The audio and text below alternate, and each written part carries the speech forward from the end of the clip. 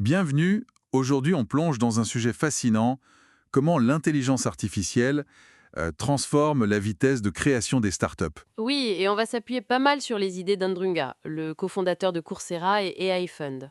Exactement. Il a cette expérience assez unique de lancer quasiment une startup par mois via AI Fund. C'est énorme. Carrément.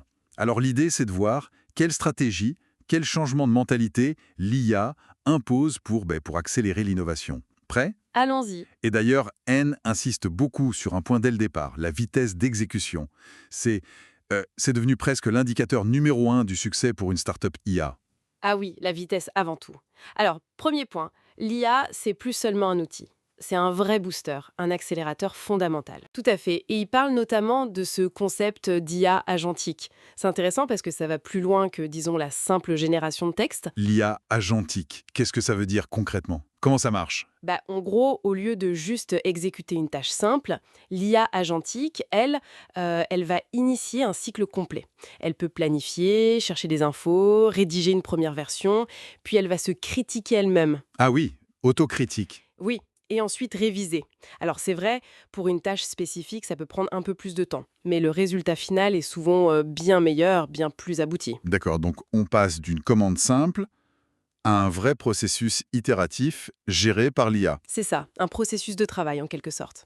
Ning mentionne aussi qu'il y a une couche d'orchestration qui commence à apparaître pour faciliter ça, mais il dit attention, la vraie valeur reste au niveau de l'application concrète. Effectivement. Et ça nous amène directement à un autre point crucial, avoir des idées hyper concrètes. Oui, fini le flou artistique genre utilisons l'IA pour optimiser la santé, c'est trop vague. Exactement. Ça sonne bien, on vous félicite, mais ça ne permet pas de démarrer quoi que ce soit. Alors qu'une idée comme créer un logiciel pour que les patients réservent eux-mêmes des créneaux d'IRM en ligne pour améliorer le taux d'occupation. Voilà, ça c'est concret. Une équipe peut se mettre dessus, prototyper, tester, on sait ce qu'on fait. Et c'est ça la clé selon Ning. Tester vite pour valider ou alors invalider rapidement. Ne pas s'entêter. Tout à fait. Et il avance même une idée un peu, disons, à contre-courant pour le tout début. Ah oui, oui, laquelle? Pour choisir cette première idée concrète, il suggère que l'intuition d'un expert du domaine, le fameux gut feeling, après mûre réflexion bien sûr, est souvent plus rapide et efficace que de lancer de grandes études de marché. Intéressant. Faire confiance à l'intuition pour gagner du temps au démarrage. C'est un pari, non? C'est un pari calculé. L'idée n'est pas d'ignorer les données, mais de ne pas attendre une certitude à 100% qui n'arrive jamais. On prend une hypothèse forte basée sur l'expérience, on la teste à fond et on est prêt à changer si ça ne marche pas. D'accord, l'intuition pour le cap initial, le feedback rapide pour ajuster. C'est ça. Et justement, ce feedback, on peut l'obtenir plus vite, parce que le prototypage lui-même, il est révolutionné par l'IA. Mong parle de vitesse multipliée par 10, voire plus, pour un proto rapide, un peu quick and dirty. Oui, c'est énorme. Ça veut dire qu'on peut se permettre de tester non pas une, mais peut-être 5, 10, même 20 idées en parallèle. Ça change tout. Complètement. Et ça change la perception qu'on a du code. Il devient moins précieux, moins sacré. Comment ça? Reconstruire une base de code ou une partie, ce n'est plus cette décision terrible, cette porte à sens unique. Ça devient une porte à double sens, comme il dit. On peut essayer, se tromper, refaire. C'est plus souple. Un peu comme passer de la sculpture sur marbre au Legos, quoi. C'est une bonne image, oui. On peut démonter, reconstruire. Bien sûr, il insiste sur le fait d'être rapide et responsable, surtout pour la mise en production. La sécurité reste primordiale. Logique. Mais si construire devient si rapide, le problème se déplace, non? Le goulot d'étranglement, c'est plus l'ingénierie, hein. Exactement. Le défi devient quoi construire. C'est la gestion de produits qui devient centrale. Et aussi comment obtenir ce fameux feedback utilisateur très très vite. Ouais. Najim imagine même des équipes avec, tenez-vous bien, plus de chefs de produits, PM, que d'ingénieurs. Genre un PM pour 0,5 ingénieurs. C'est une inversion intéressante.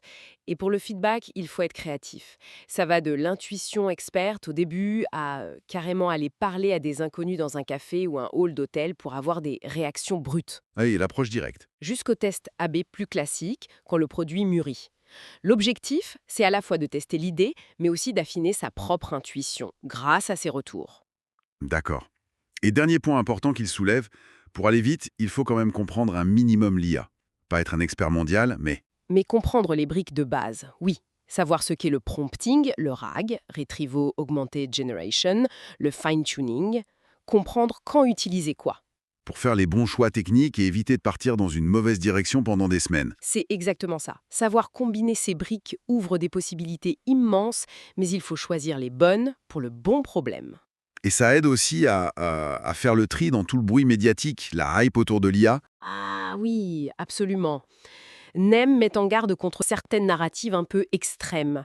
L'IA qui mène à l'extinction, la fin du travail pour tout le monde, le besoin absolu de plus de nucléaire juste pour l'IA. Mhm. Il dit qu'il faut faire la part des choses entre les capacités réelles, qui sont déjà énormes, et les discours marketing ou parfois un peu intéressés. Il préfère parler d'IA responsable, adaptée à chaque usage, plutôt que du concept un peu flou de sécurité de l'IA en général. D'accord, restez pragmatique. Alors, si on essaie de résumer tout ça, l'IA nous donne des super pouvoirs pour construire vite. Oui, avec l'IA agentique, le codage assisté. Mais pour en profiter, il faut 1. Des idées hyper concrètes. 2. Une capacité quasi immédiate à prototyper et à écouter le marché.